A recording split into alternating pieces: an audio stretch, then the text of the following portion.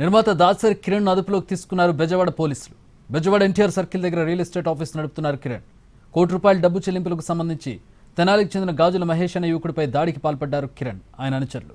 బాధితుడి ఫిర్యాదుపై కిరణ్ అదుపులోకి తీసుకుని అదుపులోకి తీసుకుని విజయవాడ తీసుకొచ్చారు పోలీసులు. కిరణ్ అనుచరులు 5గురిని కూడా అదుపులోకి తీసుకుని విచారిస్తున్నారు పటమట పోలీసులు.